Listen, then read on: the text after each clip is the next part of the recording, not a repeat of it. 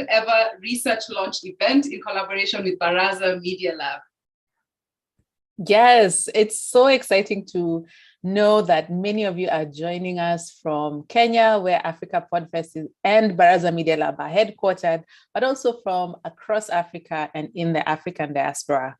So we want to give you a warm welcome and also to invite you as you join to make yourself at home. I hope that you know the webinar format allows you to use the chat box to comment and also to use what's called the Q&A box to enter your questions as we continue with the presentation.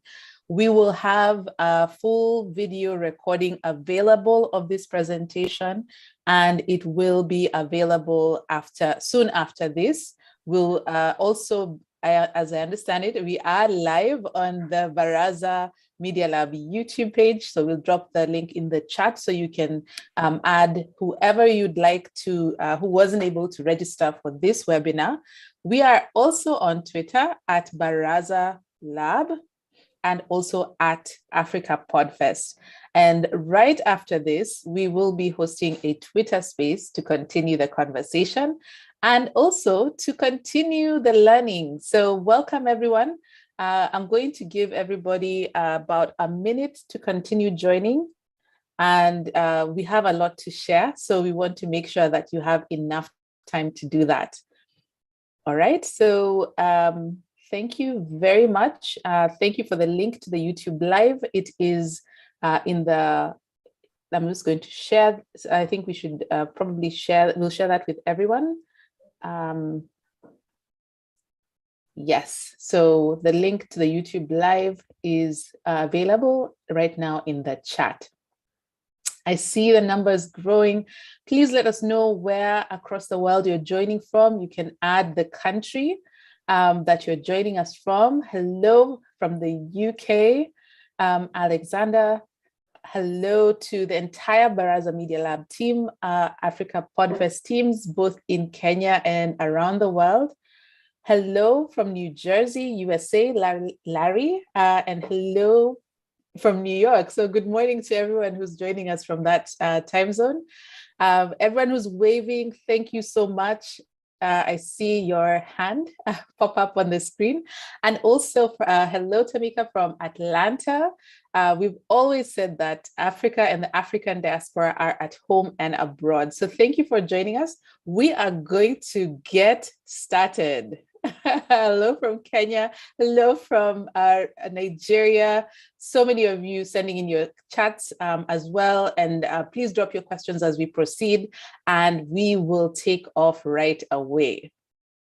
So for those of you who do not know who Africa Podfest and Baraza Media Lab are, we're going to take a few minutes to let you understand who we are in the world.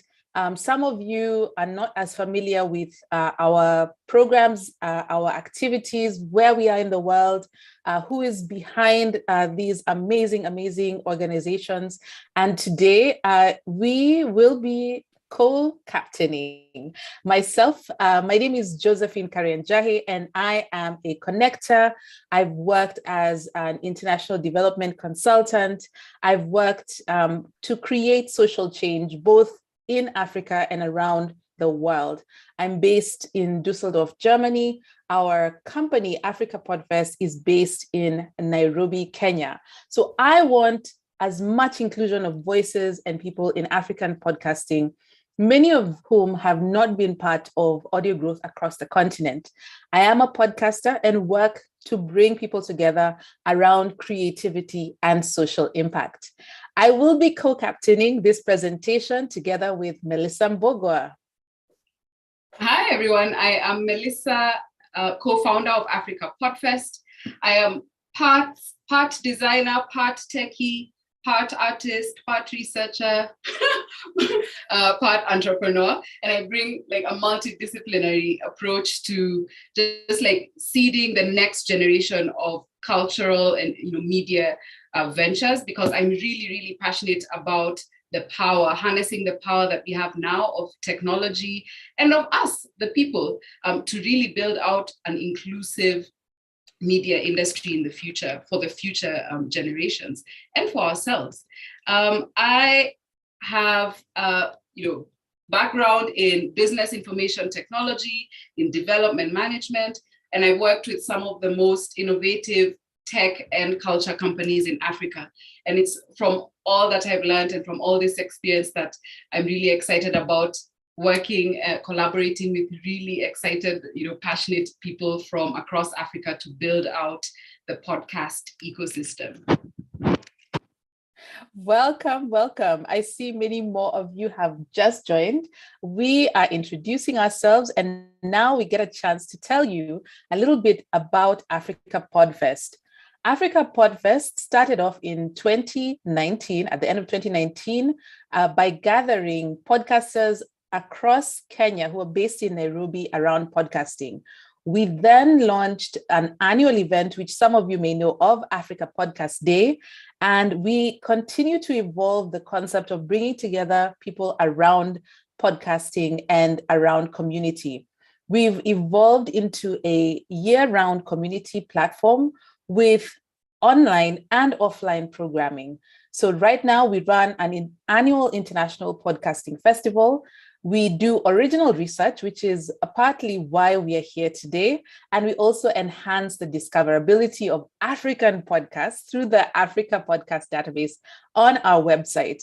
We are so passionate about centering underrepresented voices.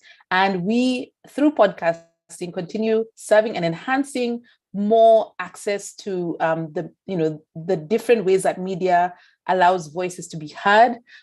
We are committed to opening space for freedom in society, including for youth, women, low-income communities, activists, LGBT+, and people with disabilities. We are a community-driven company. We link podcasters across Africa and the African diaspora to fellow podcasters. We create connections that allow podcasters to collaborate with one another and learn from one another on a peer-to-peer level.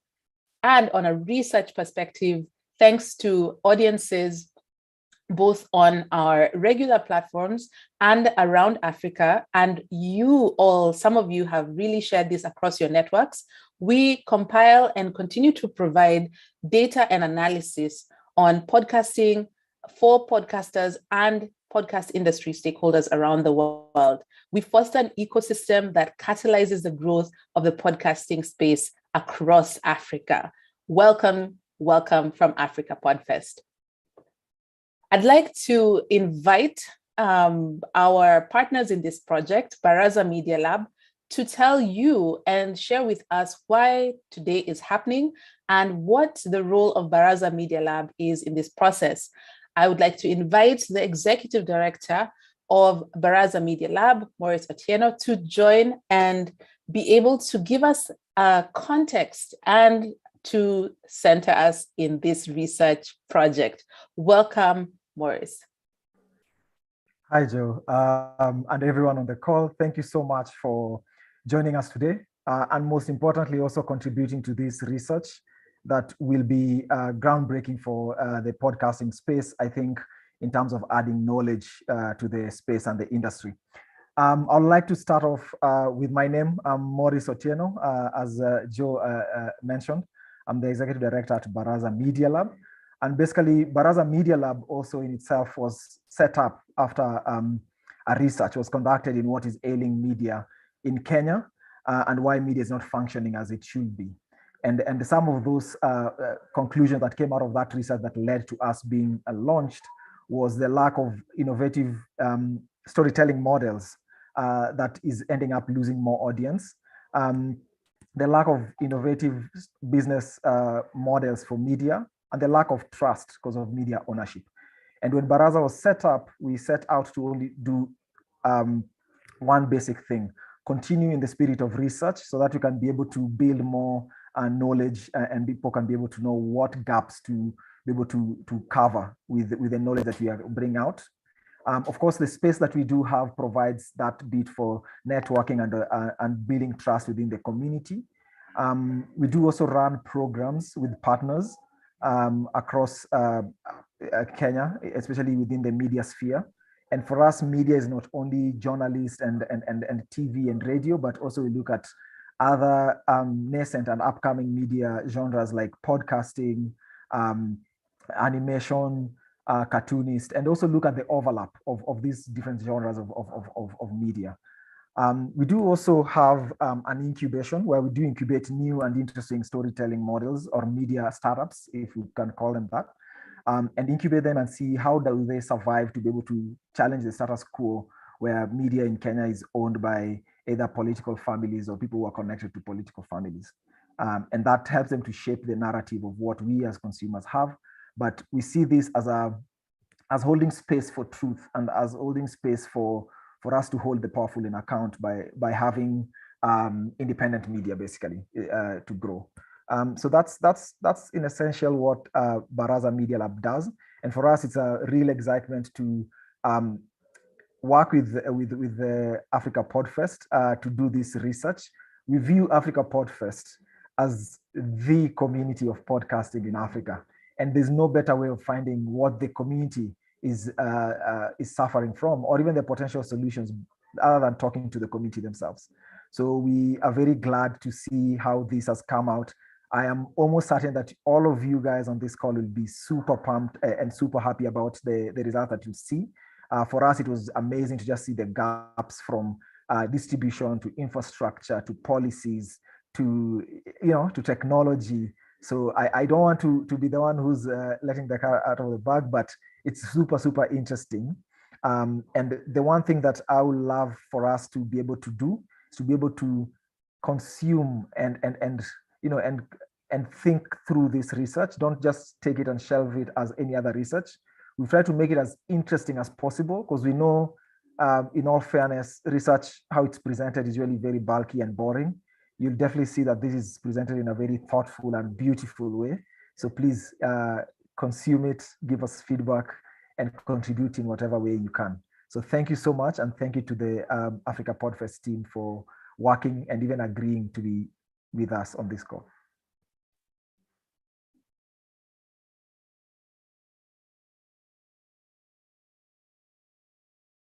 Okay, thank you, Maurice. Hey, Melissa, welcome back. I saw you were speaking when we were on mute. Yes, I was saying thank you so much, Maurice. We definitely have, actually since Africa Podfest began, have found a real home in the Baraza Lab community. And this is only the beginning. We're very excited about the journey for media in Africa as far as we can collaborate. Africa Podfest has been working on enhancing the discoverability of African podcasts through virtual tours of African podcast hubs. We started this last year in 2021. The first 4 stops, which were Kenya, South Africa, Nigeria, and Zambia, culminated in Africa Podcast Day 2022, which was in February, a couple of months ago. And you can find the recordings of all these events, including Africa Podcast Day, on our YouTube channel. This event today, which is the Discovery Tour Data Edition, aims to inform podcasting stakeholders in the African podcasting ecosystem of the results of phase 2 of the collaborative research we've been working on together with Baraza Media Lab since 2021. The Discovery Tour continues our tradition of putting African podcasters first through learning, celebration, and connection. We've been partnering with Baraza Lab to enhance what is known about African podcasting. Lots of people in the podcast ecosystem have started off based on spotting opportunities in their own local context. And the more we talk to each other, the more we realize that the opportunities for expansion across the country, for people who are based in a particular country looking at exploring working in a different location, or for podcast producers looking to work across the continent and with the global African diaspora. And so for us, our big question that we've always asked ourselves is, how can we provide this community of African podcast makers and the people who support them with credible, reliable information about what's going on the ground to support decision-making, and growth really of the ecosystem in what is still an early phase, but growing very fast. So we asked this question together with Baraza Media Lab, and our solution or our answer to the question as a critical first step was to design this piece of research that had two phases. The first phase, which culminated in our 2021 report, Is This Mic On?, which is a report on African podcasting, which you can access through our website, www.podcasting.africa. And this research explored the drivers motivating podcasters to do their work across different countries. And it also analyzed data that we had on the African Podcast Database, which is our open source kind of directory of African podcasts, as well as data from Semabox, a podcast incubator in Kenya. So we brought this information together, analyzed, and came up with a systemized way of like kind of organizing what's going on in this early stage.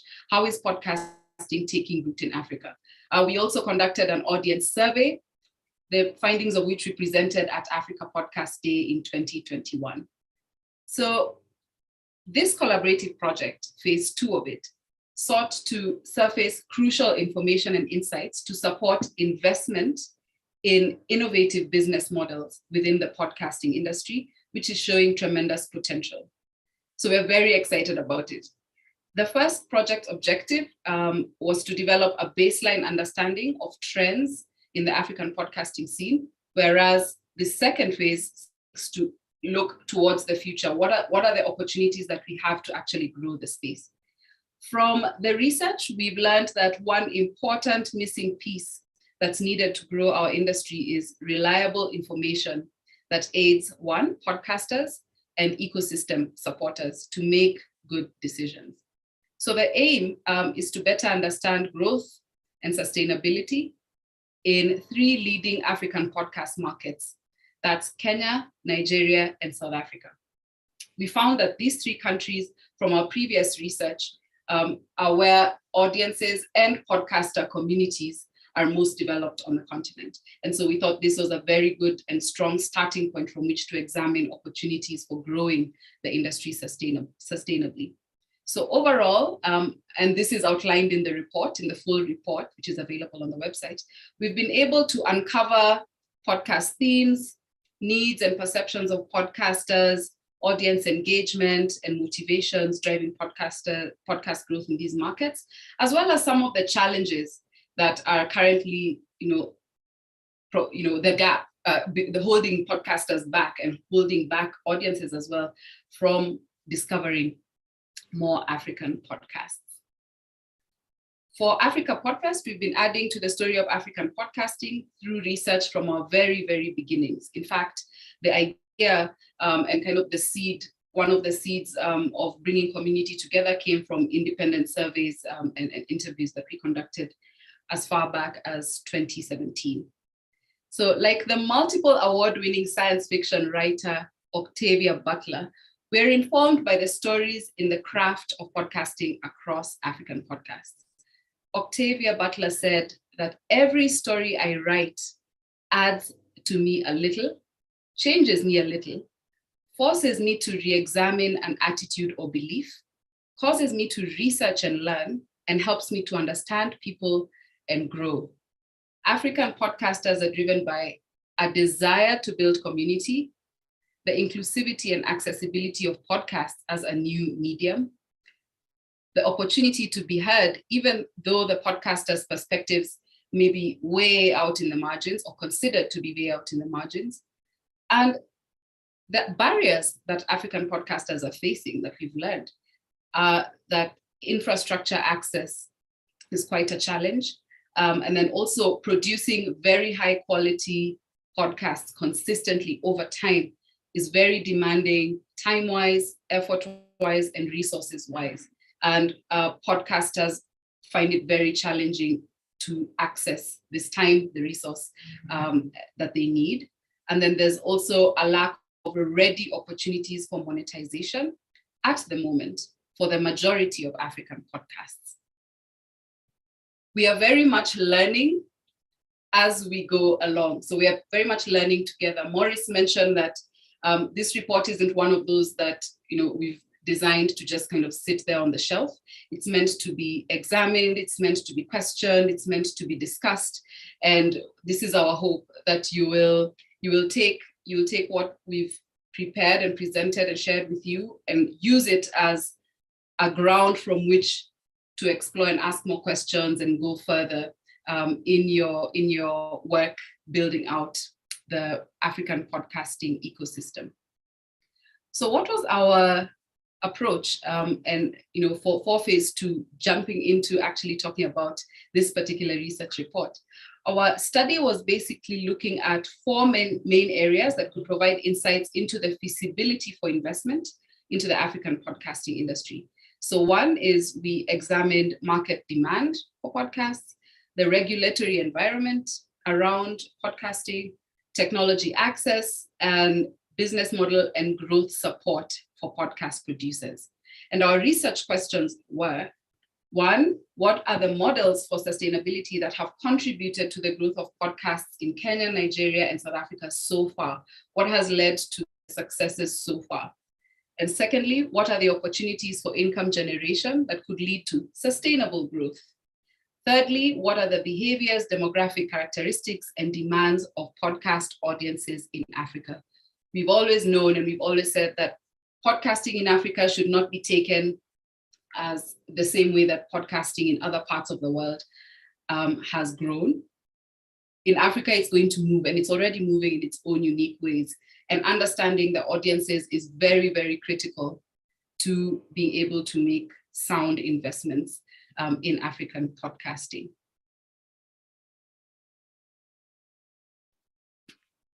So when we think about how one should approach research, we've injected a fair amount of rigor into the study design and allowed ourselves to approach the study from both the qualitative and quantitative perspective, and also to rely on both secondary and primary sources. So let me talk about the survey. One, our quantitative survey aimed to capture the perspectives of podcast listeners in Kenya, Nigeria, and South Africa. This study's scope covered the major urban areas in the 3 countries.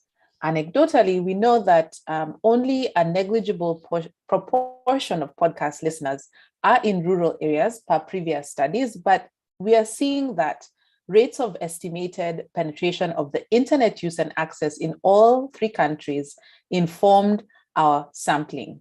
We also did desk research. We relied on published journals, media publications, conference proceedings, and select blog posts and research articles that have been graciously shared with us from across the academia, where folks are writing and researching in more depth about academic perspectives on podcasting. The qualitative data was derived from in-depth interviews of podcast producers and industry stakeholders from Kenya, Nigeria, and South Africa, where we've discovered, as many of you have, a thriving podcast community, and also possibly ways to extend that learning across the continent. The criteria we use to select these folks are they represent marginalized communities or individuals who would otherwise not have open access to media spotlight. They highlight a new or fresh perspective, such as taboo topics, new angles on current affairs, education, or themes that are not yet quite as well covered in existing media. We also looked at podcasters who have a strong audience base that is consistent and that they're also well known in their community. It was important to us that these podcasters had been producing their podcasts for 1 year or more and have generated income in support of their podcasting activities. So we wanted to make sure that they were involved also as individual podcasters and also as podcast networks. We didn't stop at individual podcast producers. We also shifted towards those who are involved as commercial players in the podcast ecosystem. And those we conducted in-depth interviews with are in a high-level decision-making role within their organization and able to provide much-needed perspectives on the podcasting industry. So these folks also had to be actively involved in one or more of these three countries: Kenya, Nigeria, and South Africa. Our qualitative analysis, now that we've collected this research data through in-depth interviews and also through the desk research, we had a research team which employed a flexible approach using grounded theory and emergent coding, which allowed the data to speak for itself.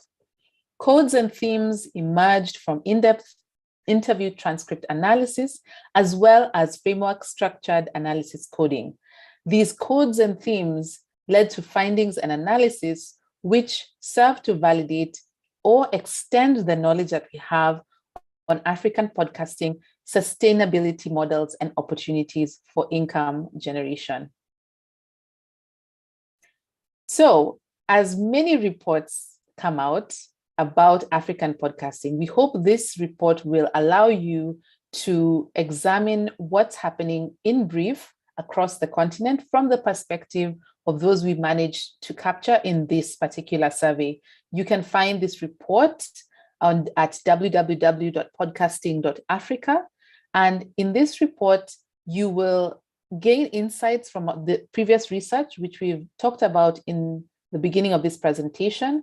You will understand the research methodology in much more detail, appreciate the study design that went into this work. You'll review the highlights of the findings of this research report.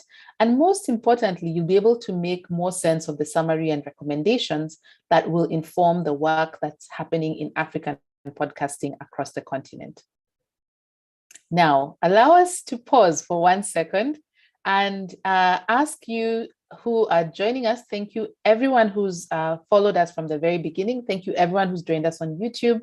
And also, just to ask you, how many of you have typed in the words African podcast or African podcast market into your search engine in the last 6 months? You can type yes into the chat box, or you can raise your hand if you've been searching for some information about the African podcast market. I see some hands popping up in the chat box. Thank you so much. This is a big reason why we've been looking to share this information.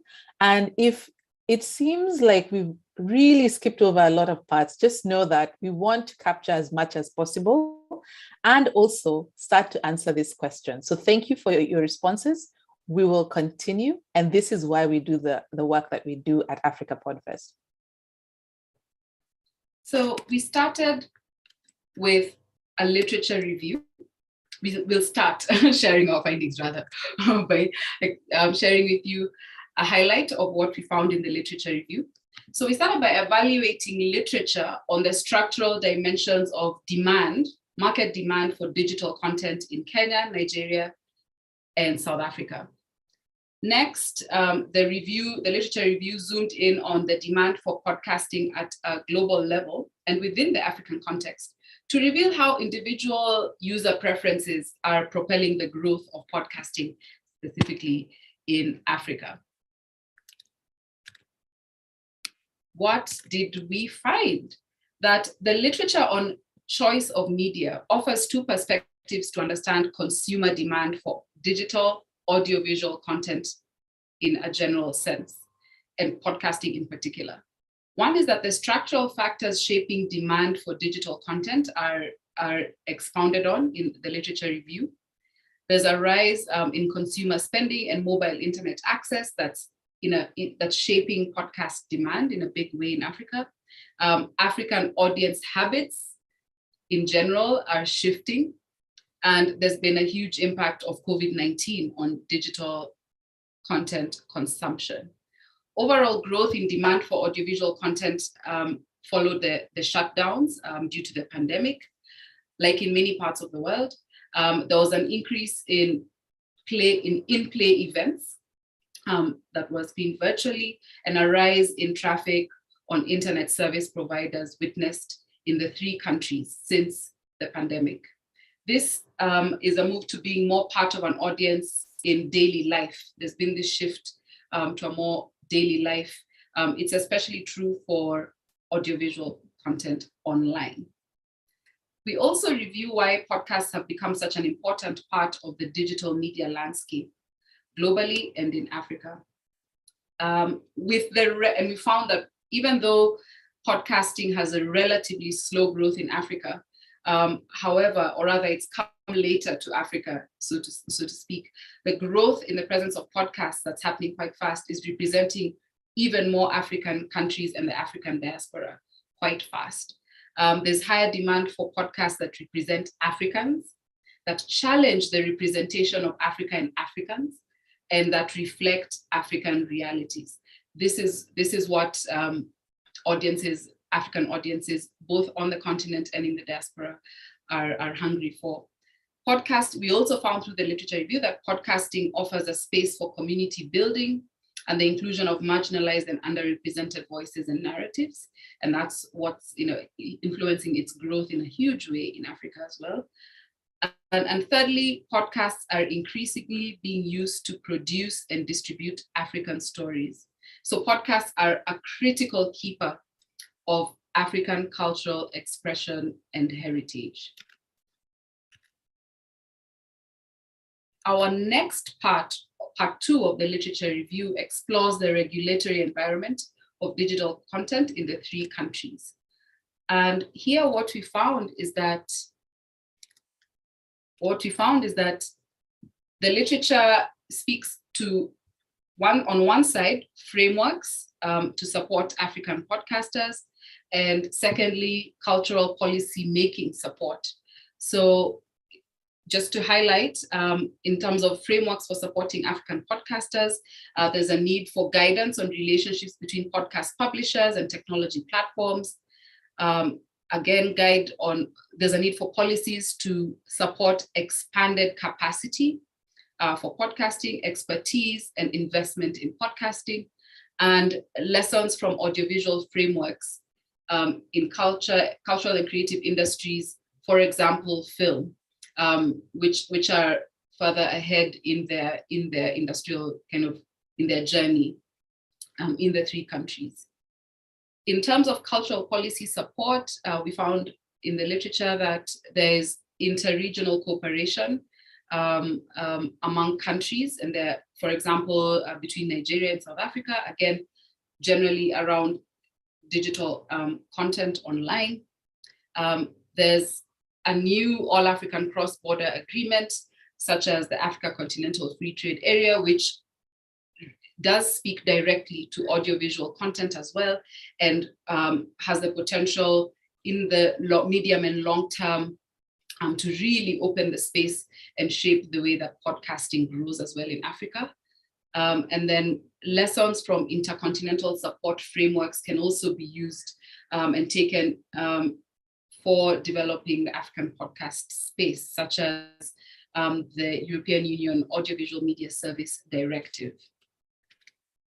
Part 3 of our literature review explored innovation capacity and support for podcast producers. And what did we find here? We found that beyond the existing podcast infrastructure, the literature suggests that looking beyond traditional podcast infrastructure is actually key to delivering content to audiences. For example, exploiting digital media platforms for distribution, such as WhatsApp and Telegram, of which we know that there are already early experiments that have been done by African podcasters in this direction. Secondly, would be building on successful radio programs, because we know radio is the king and queen of media in Africa. So how can podcasting grow looking at working together with radio and building on successful programming models from radio. Innovation support, secondly, in terms of innovation support, the literature does speak to podcast incubators being the place that's providing a cost-effective way to launch a podcast. For example, Semabox in Kenya, which is located within Baraza Media Lab in Nairobi. And then secondly, nonprofit organizations have also become aware of the power of podcasting to captivate very specific audiences. And an example of this is Volume Africa, which is an end-to-end podcast production company based in South Africa that produces podcast series for the NGO sector as well as big brands. So in as much as there is still not yet very rich or very kind of large body of work literature-wise to do with podcasting in Africa, we have managed to capture, kind of broadly speaking, what exists in these 4 questions of market demand, regulatory frameworks, innovation capacity, and technology access. The very, very rich details of which you can jump into in the full report. So we really encourage you to kind of go to our website after this, download the report and sit with it. We cannot emphasize this more, that this report is not just a kind of quick snack kind of read. It's more of a kind of slow digest. Let's talk to us, talk to your peers in the space. Let's ask questions and let's examine these issues in depth. Okay, so many of you have requested that we make sure that we tell you when there's an opportunity to share this with your colleagues and people who are interested in podcasts around the world. Please follow at Baraza Media Lab at Africa Podfest. And also please drop your questions in the question and answer box if you have any, as well as your comments in the chat. We really appreciate them. So now we get into what the quantitative survey results look like. So on the one hand, we did make sure that we spend time with the survey results. And what we found is that your audience makes that difference across Africa as well as across the global podcasting space. And so the quantitative survey that we carried out was in Q1 of 2022, and we aimed at capturing the perspectives of podcast listeners in Kenya, Nigeria, and South Africa. Participant outreach across all the 3 countries was primarily through social media.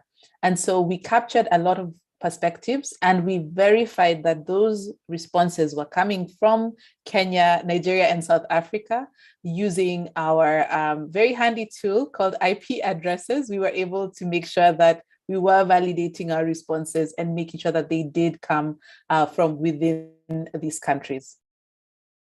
There's several things to look at on the screen. I'll call your attention to what's on the left of the screen. So the countries and the cities of the respondents, we focused primarily on urban areas. In South Africa, we focused on Johannesburg, Cape Town, Pretoria, and also in South Africa, you'll see that majority of the respondents came from Joburg and Cape Town. From the Nigeria side, we focus on Lagos, Abuja, and Port Harcourt, with most of the respondents coming in from Lagos.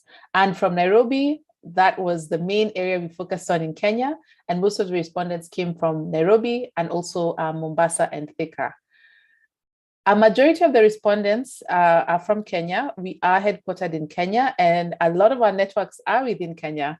But from our previous work through the conference on podcasting, we found that a number of African podcasters are also based in Kenya.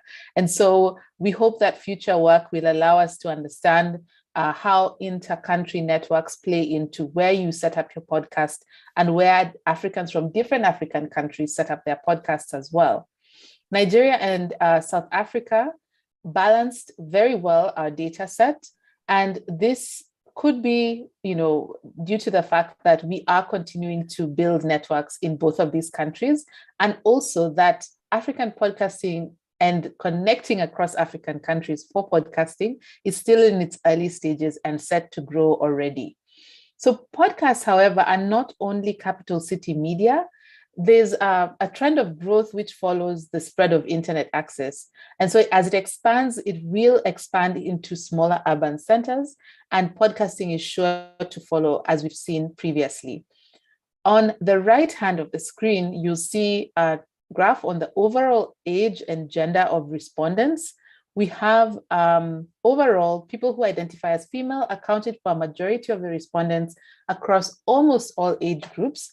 And then if you combine female people who identified as female and non-binary audiences, they are the vast majority, meaning and showing that what we've seen on the back end, that underrepresented audiences are in the majority.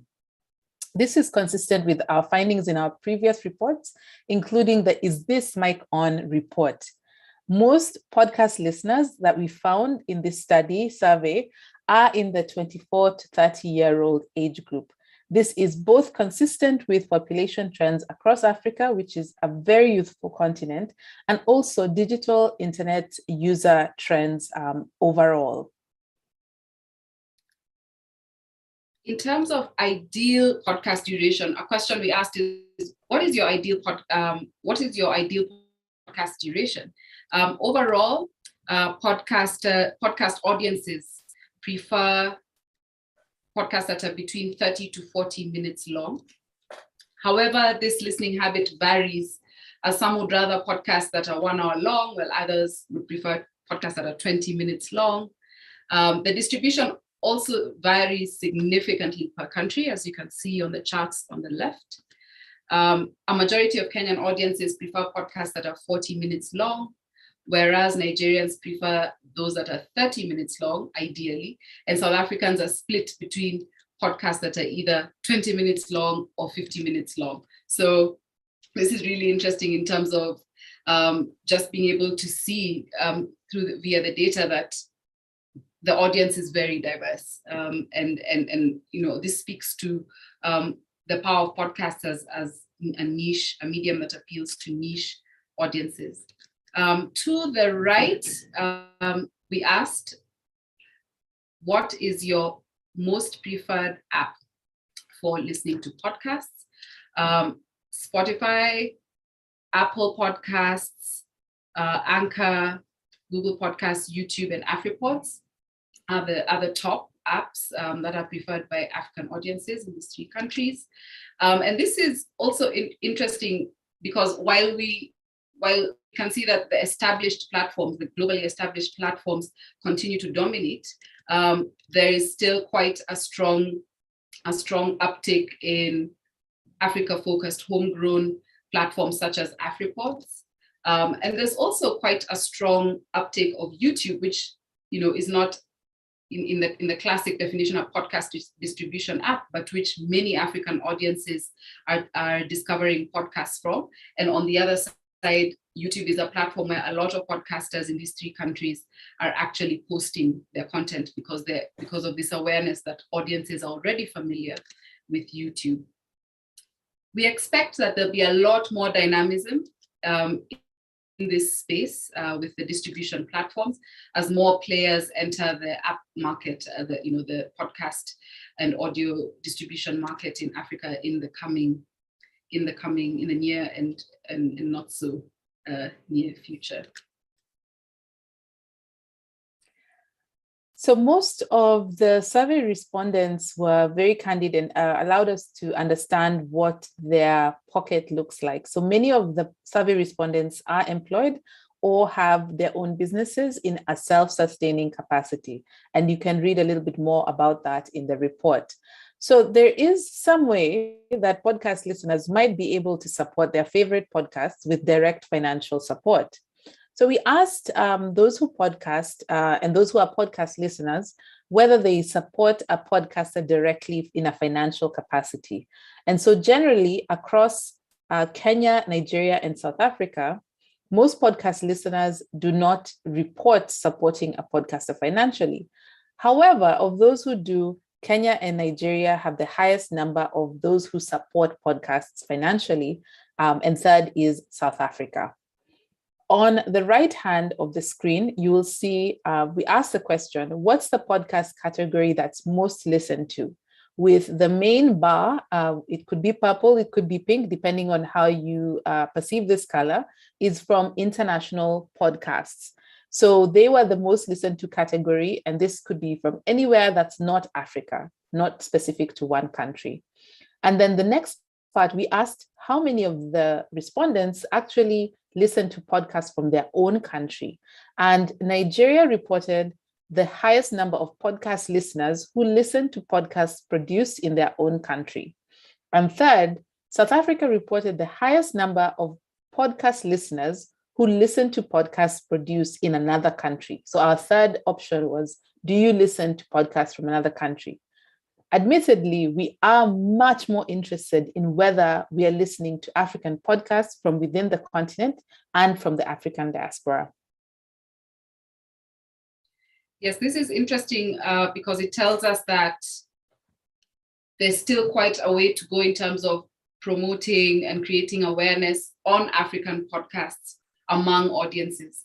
And it's also interesting that the respondents who got this survey,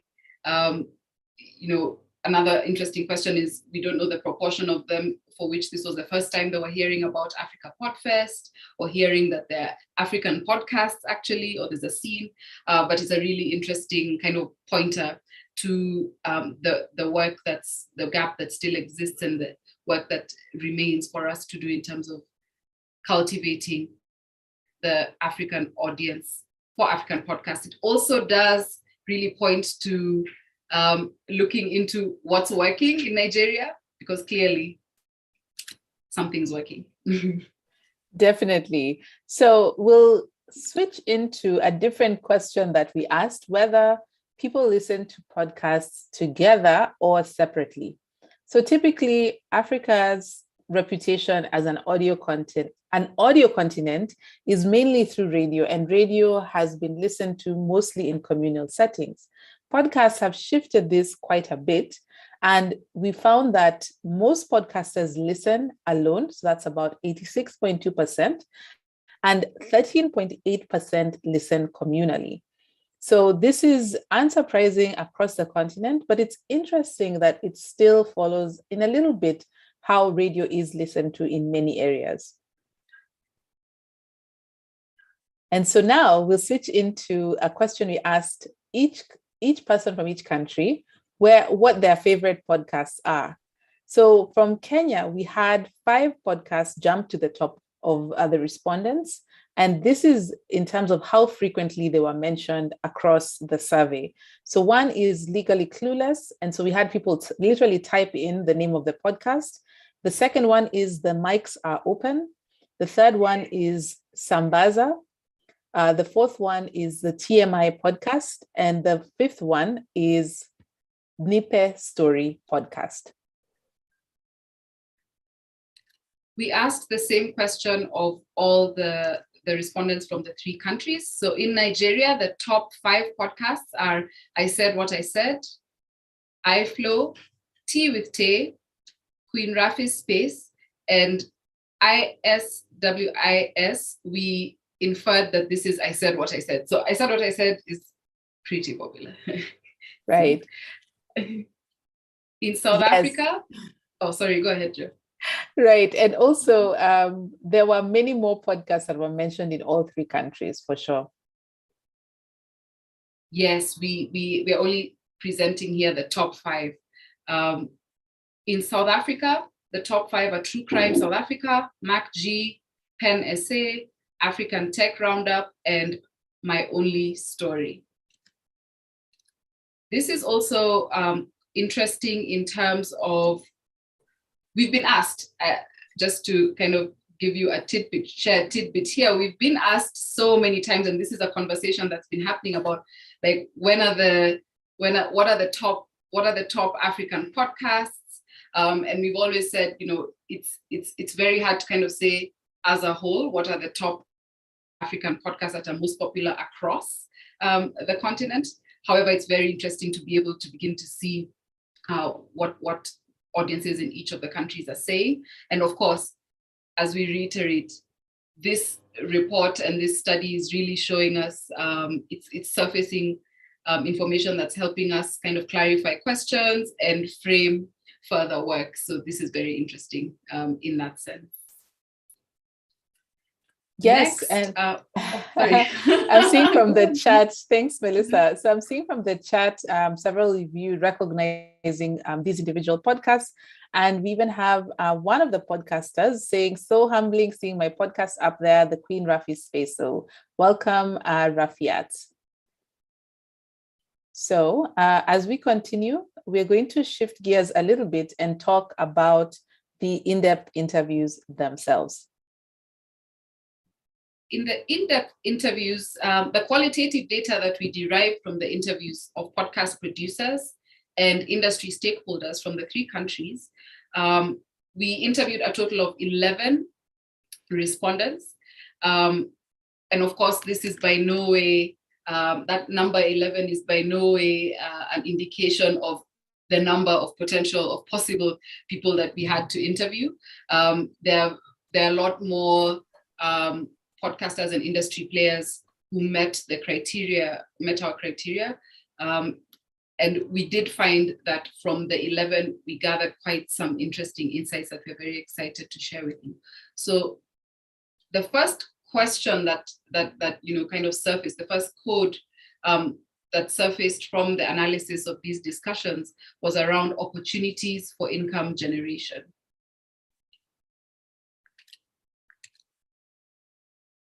We explored our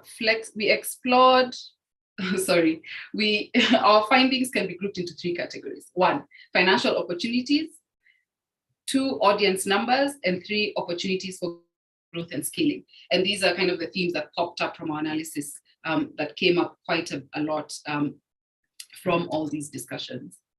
So we employed a flexible approach using grounded theory, and emergent coding allowed the data to speak for itself. We went in, with an open mind and let the information jump out at us. Codes and themes emerged from in-depth interviews transcript analysis, and the codes and themes led to findings which serve to validate or extend existing knowledge in the community on African podcasting, sustainability models, and opportunities for income generation. All the podcasters whom we interviewed are, just to kind of bring back, if you recall from earlier in the presentation, we had set criteria for the podcasters as well as the industry stakeholders.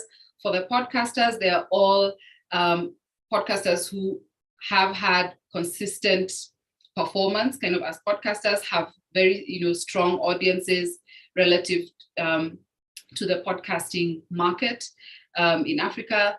They are well known within their communities, and they have actually generated income in their podcasting activities.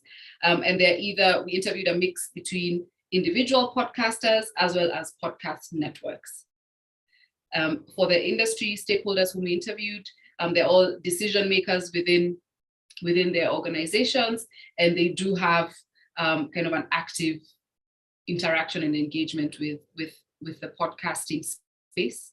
And so everybody we spoke to did have a very informed inside look and perspective into the opportunities for podcast growth. So number 1, around financial opportunities, what did we find? We found that, examining these established podcast producers and the work that they're doing, we asked ourselves, how are established podcasts able to generate income through their podcasts as well as manage costs, which would then allow for them to be financially resilient and kind of, hang in there while in these early days, while the industry is still taking root and beginning to grow. One, we found, 3 kind of highlights, 3 major points stood out, that income generation models. One is paywall or Patreon models, where some podcasters have subscribers who are paying per month to access content. And while this is not covering the full cost of production, it is a consistent source of income. Secondly is commercial sponsorship or partnerships. This was actually found to be a much more common and a larger contributor to the proportion of income for all the podcast producers. So this model of using other people's money, such as sponsors, to fund and generate further income through production of more podcast episodes. So this is, most of the podcast producers took the money that they got from partnerships and channeled it into production. The third source of income is self-sourcing, learning, and keeping lean teams. So a lot of, all the podcast producers we spoke to work on cutting production costs by maximizing on their lean team models and on their networks that they have, including partnerships and, kind of that in-kind barter trade kind of model, as well as a lot of them invest in their learning of a wide variety of skills across the podcast production and promotion process, just to keep all the costs as low as possible and keep it within the team, so to speak, without having to outsource for money. So this allows them to, again, remain financially resilient in an era when monetization opportunities or commercialization opportunities are not so obvious or readily available. So there were several barriers to these financial opportunities that the folks we spoke to in the in-depth interviews talked about. In South Africa, we highlighted a few key points that inhibit their ability to monetize and earn from their productions. One, there's still quite a bit of skepticism on the value of podcasts and the return on investment from actually investing in a podcast or investing in a podcast company. Two, branded podcasts are not necessarily shown to work. Three, they found that podcasts are also very expensive to promote relative to their cost of production. And it's also clear that the way that podcasts are produced is an unclear business model, at least for formal and traditional financing institutions. In Kenya, there was an investor lack of understanding on how to value and evaluate and value the podcasts themselves. The folks we spoke to also found a lack of desire or even ability to support a podcast through subscription or paying for content. There was also in Kenya difficulties in registering companies as NGOs. Hence, a lot of the producers we spoke to commercially opted for expensive commercial license to continue to sustain their work. There's also a general lack of trust between podcasters and partners. And we found that there was a strong lack of understanding of quality podcasting, story development, and structuring for a good number of the podcasts that come from the Kenya group that we spoke to.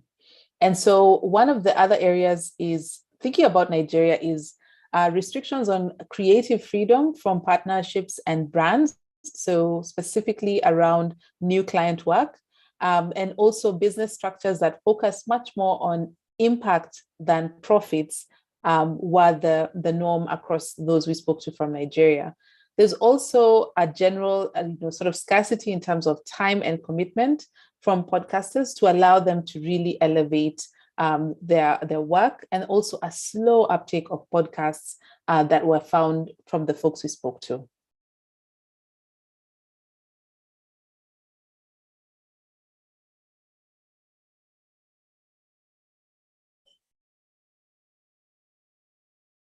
Sorry, I'm unmuted now. On the question of how audience numbers and behavior influences income generation and sustainable growth of podcasts, generally the podcasters and stakeholders appreciate that building the audience is the critical kind of big step when trying to generate income through partnerships, listener fees, sponsorships, etc. And so kind of build the audience first and the opportunities will come tended to be the general agreed on mindset. In Kenya, while podcast producers know the importance of premium subscription models, there's a reluctance to kind of just go out of the gate with asking audiences to pay, to subscribe, because of there is no kind of baseline strong understanding of whether audiences would stick or flee. So there's a general kind of reluctance because podcasters do not want to lose their audience that they've worked so hard to grow by introducing this paywall model, and this differs from Nigeria and South Africa, where the podcast producers feel more confident about asking listeners to pay for subscription. According to some producers in South Africa and Nigeria, focusing on numbers can also be discouraging because it distracts from, focusing on becoming very, very, very excellent at and improving the game in terms of the content quality, production process, and just developing the product. Because again, in the first point, the consensus is that we need to first focus on creating very high quality content consistently as the critical first step to building the industry. So there's also a reluctance towards thinking too much about, do I have 100,000 subscribers or do I have 1,000 as yet? Furthermore, focusing on audience numbers may also shift attention of podcasters from authenticity and more towards, what's the trend among audiences, which a lot of podcast producers see as a distraction from their mission and their reason for podcasting, which is to introduce fresh narratives into the media space.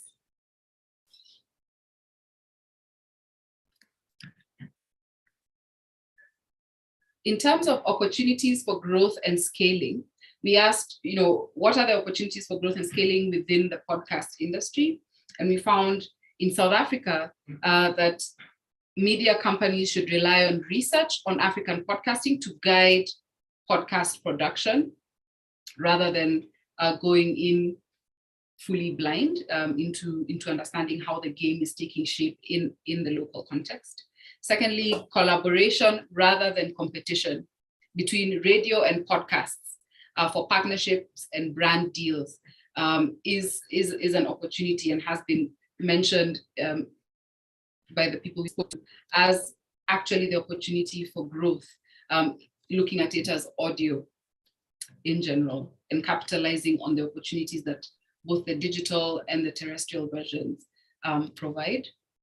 Thirdly is compression of audio files to reach a larger audience, which is faced by very high costs of internet access, by intermittent or unreliable internet and electricity supply. So compressing the files so that they're light, cheaper, and easier to download is a technical factor that has been spotted as an opportunity to grow. Increasing the reach and affordability of internet connectivity, especially Wi-Fi. And this again is a macro factor that would be a massive opportunity for the growth of podcasting, and exploring new podcast formats and themes. So this is a point of encouragement for podcast producers and aspiring podcast producers to not stick to what we know. Don't be afraid to kind of branch out, experiment, and try new things, provided that you can catch an audience for it. But you'll never know unless you try. Is something that we kept hearing from the podcasters. In Kenya, the opportunities are exploring business mentorships and networks to kind of learn across the business side and the production side. Collaboration with other audio platforms, including radio, and again, this has been highlighted in South Africa as well. Engaging audiences more, and for podcast producers, investing more in actually engaging and creating awareness about podcasting. One of the people we spoke to said that in order to get your audience to grow, you actually, in many cases, have to go and teach them. For example, you need to go and teach your grandmother or your mother what a podcast is. They already have a smartphone, so just kind of show them this is how to download the app, how to subscribe to your podcast, and how to listen. So that level of investment, because a lot of podcasters kind of feel frustrated because they're producing content for which they know there's an audience and a ready community, but the barrier is that the podcast platforms are new to the audience, even though they already have the internet access and the smartphone. So podcasters think think more about actually educating your desired audience on what a podcast is and how to access one. Another point was working with partners, for example, NGOs, who are also seeking routes to access these niche communities, and they also have the financial resource or the non-financial resources to be able to be good partners for podcast producers. The other opportunity identified in Kenya was audience education around the importance of podcasts, and I've discussed this a little already. And then adopting appropriate business models, and this is appropriate in the context of what has worked before, let's say for social media influencers, isn't necessarily what's going to work for podcasters. And so there's a need to, think and act on the basis of what's in front of you, rather than relying on models that have worked for others, but haven't yet been kind of proven to succeed for podcasters. In Nigeria, the opportunities for growth and scaling that were identified are exploring new opportunities and themes, and this is content themes, specialized podcast marketing services to market productions. So it was noted that there's demand among the podcast producers for specialized marketing and promotion services, which are hard to come by. Exploring sponsorship opportunities and pooling internal resources. This is among podcasters, such as those who are within podcast networks. Partnerships, especially with the already established Nollywood industry, where there's already the know-how, there's already the skill, the talent, the knowledge on how to produce content, and also to market and promote content, and build partnerships. And lastly, quality control of audio content to ensure high quality and consistent productions. This is more of a sector-wide kind of standard setting, so that overall the quality of podcasts would be consistently high, and this would enable audiences to have more confidence in general in podcasting.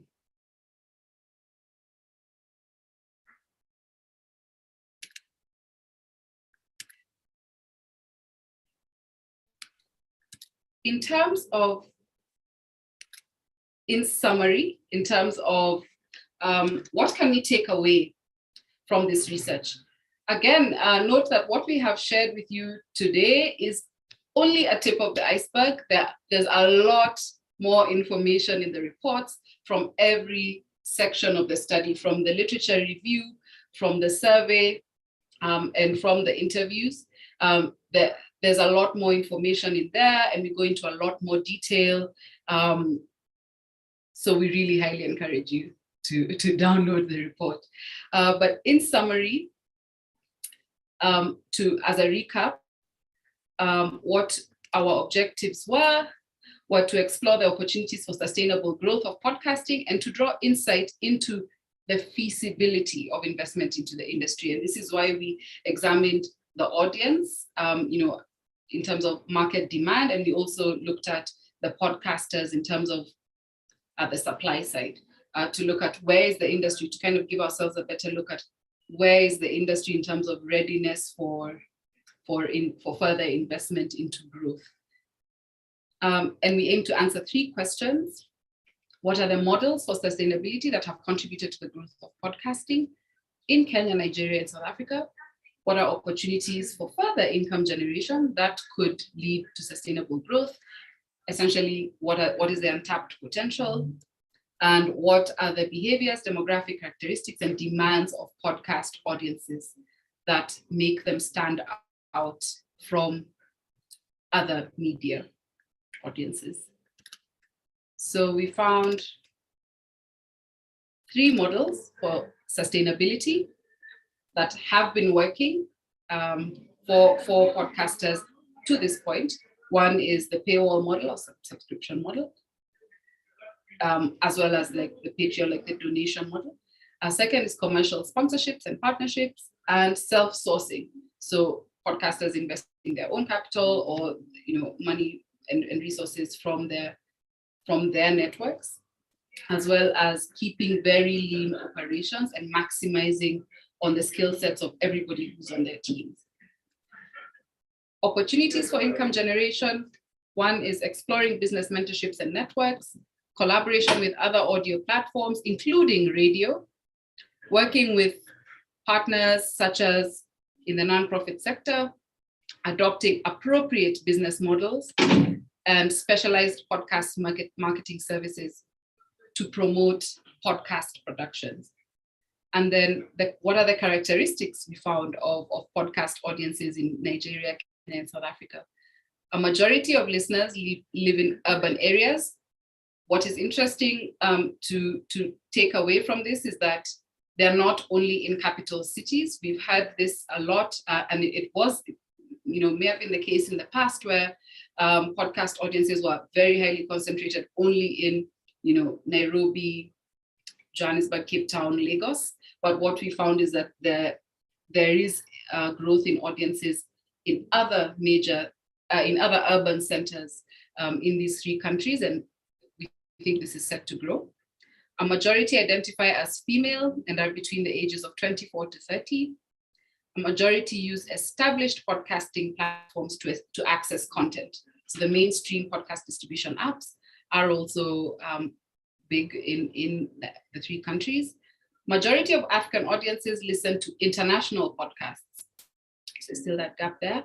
And finally, a majority of podcast audiences in Africa do not yet support podcasters financially at the moment.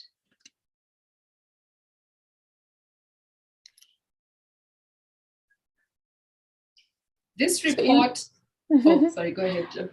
Yes, I just want to also kind of say the fact that we have these kind of common understanding of what the majority of the audiences looks like is it's I think one of the limitations we have is that we'd really love to go much deeper into each of these countries and across Africa to create that kind of common knowledge that would really clarify what does this actually mean from country to country and from language context to language context.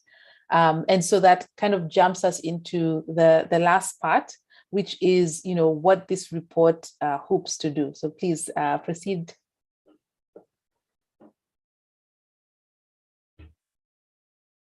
We hope that this report builds a common understanding of the unique barriers, opportunities, and working environments for podcast producers in Kenya, Nigeria, and South Africa. We hope that it's creating evidence that African podcasters can use to develop their podcasts in a way that is responding to African audiences as they are, having had direct information about African audiences. And we also hope that this report creates a sense of hope or expands and amplifies the sense of hope. The podcast producers we spoke to are very, very confident in the potential for their own companies, but also for podcasting in general in Africa to grow into a sustainable, thriving industry. And of course, as with every vision, it happens only if you actually believe, but also take actions towards making it happen. And so we are hoping that by highlighting what the podcast producers are thinking and saying, and as well as the stakeholders of the industry, that we'll be able to then take the next step in terms of experimenting and developing clear business models that work for Africa in Africa, and that there'll be further investment into the podcasts and podcasters who already have a proven business case. Because again, something else that came up across the board, all the podcast producers we spoke to are very clear about what their goals are for the next 3, 4, 5 years, what kind of resources they need, what kind of learning they need to go through, what kind of audiences they want to build. They're very clear. They have a lot of clarity in terms of their path ahead. And they're also clear on what exactly they would need in terms of financial investment and non-financial investment as well.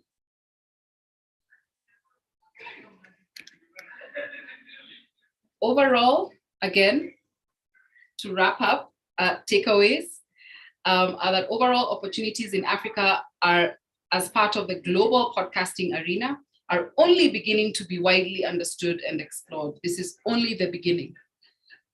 One, there's a need for more research and experimentation to understand the opportunities that have now come to the fore for commercialization of podcasts. Two, there's a need to provide growth support to podcasters who have already demonstrated impact and are already firmly in the game, if you will. And thirdly, building stronger connections for learning between podcasters and stakeholders, just more cross-sectional learning in Kenya, Nigeria, and South Africa, and beyond, is critical at this step in order for us to accelerate the growth of the podcasting industry. Yes, and we hope you will engage with the final report findings and other published products from this collaborative research study with Baraza Media Lab. We want to thank our network, which spans Beyond Africa Podfest and Baraza Media Lab, for the efforts that all these organizations and individuals have taken to really conceptualize, implement, and locate the report in the current African podcast landscape. And so I see in the comments section, we have a couple of questions, but I will start with one of the comments that you can right now go to www.podcasting.africa to download this report. So I'm going to drop the link to that in the chat box for everyone. And that's where you can find the report directly there. So I've dropped the link into the chat box. That's www.podcasting.africa. And so that's our new home and the home of African podcasting. So we have now an opportunity to respond to some of your questions, comments, and to thank everyone who's joined us on the stream and also live, and anyone who's going to watch this afterwards, so that we can start to understand how each of the different elements of this report will play into the rest. So I will ask us to, and everyone who's in the room, to kind of just like take a deep breath in, deep breath out. We've loaded a lot at the front of this presentation. And so I want to go directly into the Q&A. The first one is, could you tell me, Alexander is asking, could you tell me which equipment is mostly used for podcasting and is it easily accessible? So I know that there are a number of you in this webinar who are podcasters yourself and you use specific equipment. Please allow us to ask you to drop, kind of what equipment you use. And Alexander, if you could ask us, if you could say kind of which, do you mean like the audio equipment? Do you mean like, just overall? And so if you could drop a response to that in the chat while we answer the other questions, that would really work well. And then, so because we didn't actually ask people about the specific equipment that they use to podcast in this report. Okay, and so the next question is, if somebody in Kenya, for example, wanted to start a podcast, is it easy for them to get started? Yeah, this is a really interesting question because the answer, well, as we said, podcasting is growing quite fast in Kenya, so and in other countries in Africa. So, for example, 3 years ago, it would have been much harder to start. And from our previous research that's available on our website, you can find kind of documentation of the difficulties of starting, where it was hard to locate equipment, hard to locate other podcasters locally to learn from. If you Googled or typed on the internet, wherever you type to ask questions, how do you start a podcast? You'd mostly find information, really good and detailed information, but that wasn't applying to the African context. Mm-hmm. But since then, in recent years, more and more, we have lots more support being offered to African podcasters. So there's higher supply. I would say, that it's highly efficient yet, but it's easier to find a place to buy a piece of equipment. It's easier now to find a studio in some of the cities, or at least in the larger podcasting hubs, or a podcast incubator, or to find material from Africans on the internet that would support with the journey of how to start. So there's still a lot that needs to be done in terms of making this information, the equipment, and the network accessible to lots more voices on the continent, but there is growth. Yes. Yeah. Zebron asks, why Nigeria, South Africa, and Kenya? Very good question. The choice to focus on these three countries came from our findings from previous research in phase one, our phase one report last year, that kind of what we found from the data we analyzed from an audience survey, and from analyzing the podcasts on the African podcast database.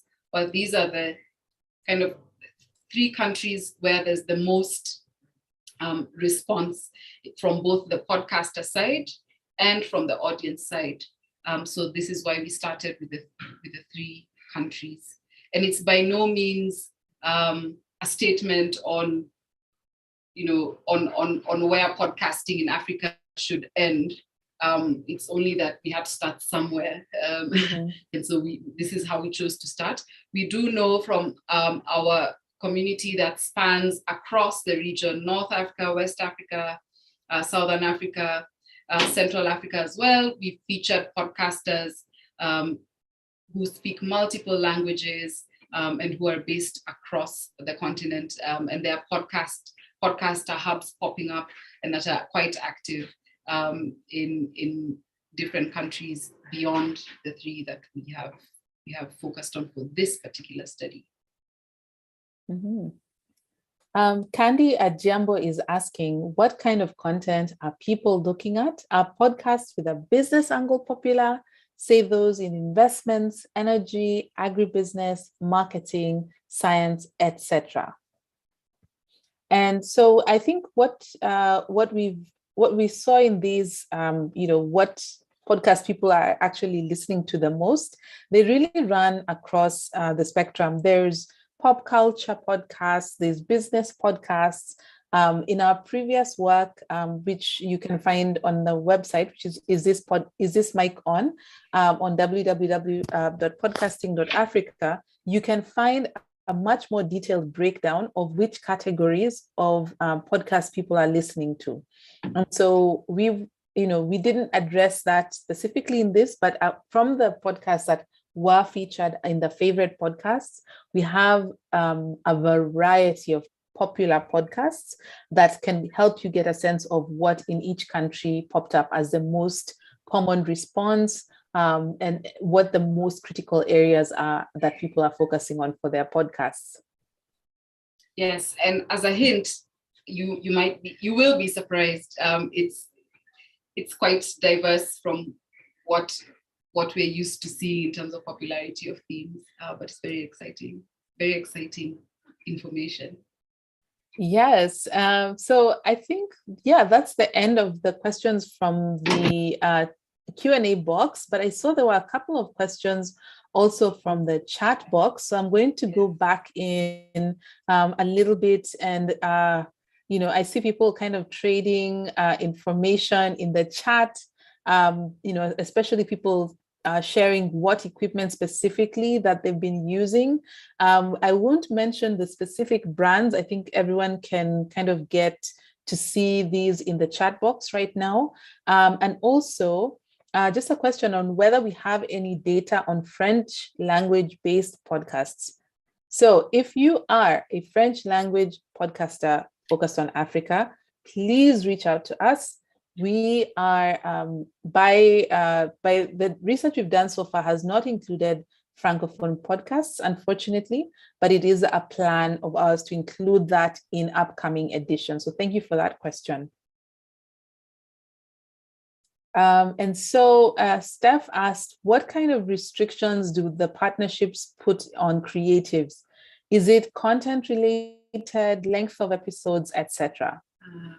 Yes, what was highlighted by the podcasters we spoke to was restrictions in terms of themes or things they can and can't say, or having to kind of mention the brand or products, you know, in the content, in the episodes. So it was, I can say, restrictions all around in every facet kind of the podcast storytelling journey, which a lot of the podcast producers are very averse to at this stage, especially because they're still the sweet spot for their content.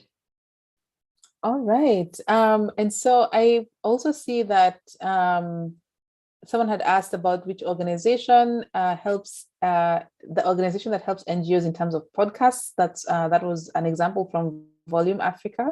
And all the discussions that we have are in a bit more detail on the website itself, in the report.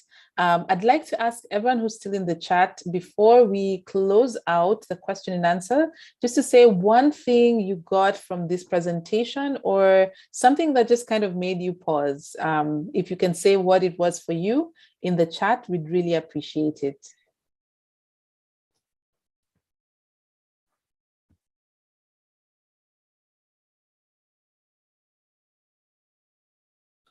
And as we wait for folks to finish typing, Melissa, what's one thing that you picked out? I know we've spent quite a bit of time with the entire research team and also with our good friends at Baraza Media Lab. You know, what's one thing for you that popped out that's new? Yeah, that's new. Yeah, for me, I just can't seem to shake off that in Nigeria, local podcasts are more popular than international podcasts. Well, as someone who loves podcasts, and of course I'm not Nigerian, I don't live in Nigeria. I'm quite pleasantly surprised by this, because it's the opposite way that it is in Kenya and South Africa. And so I'm so curious to learn more about how that came to be and what the other countries can learn from the Nigerian podcast scene. Yes, how about you? Yeah, I'm really curious whether we will continue to listen to podcasts at home as we have during the pandemic, or whether we're going to kind of go into a more commuter level of podcast listening in different African countries. I really like the responses from the chat box. Interesting kind of insights from you all. Demetrius says, majority audience is different than the USA by gender and age range. Yes. Steph says, radio still being so strong in African countries, wondering how this impacts podcast content choices. Alexander says, as a pro audio distributor for Africa, it's great to know the focus areas in sub-Saharan Africa. Gambi says, I love the discussion on how to give more access to podcasters. Sihle says, I love that Nigerians watch and listen to other Nigerians, definitely something to learn from them. Sandra says, the opportunity for growth in the podcast scene is commendable. Rafiat says, it was two things actually, finding out that Nigerians enjoyed content coming from Nigeria was interesting, and finding out that your podcast was popular. Adetokunbo says, it's a revealing discussion. Gadoni says, it's exciting to see some things that mirror the Western world, like being able to monetize. And also that the opportunities, Rafiat says, the opportunities presented by the data was very insightful too. So very, very cool feedback from you all. Thank you for sitting with us and sitting with this material. Please check out what's happening. We will spend a little bit more time, even right after this, on Twitter, talking about what we've been learning and what we've been growing in terms of this process. And also we'll be able to kind of like share that with you in much more detail, in that kind of environment as well. So yes, Melissa. We'd love to thank the team. You've seen 3 of us in this webinar, but there is an amazing, very, very passionate and committed team behind this piece of work that we have been able to present to you. So we'd love to shout out the team. Some of you are in the webinar. Many of you are on the internet following. Just, thank you. We really appreciate your effort because it takes a village to make this kind of work happen, and we can never be too grateful. Yes. So that brings us to the end of our time almost. We have some more comments coming in the chat box. So we'll leave it open for a few more minutes, maybe about 5 more minutes. But for now, we'd like to thank you and bring the formal program of the launch to a close, even as we transition out into the Twitter space, which will be the Africa Podfest Twitter space, of course, in partnership with Baraza Media Lab. And we look forward to connecting with many of you all on there as well. Awesome, everyone. Bye. Bye.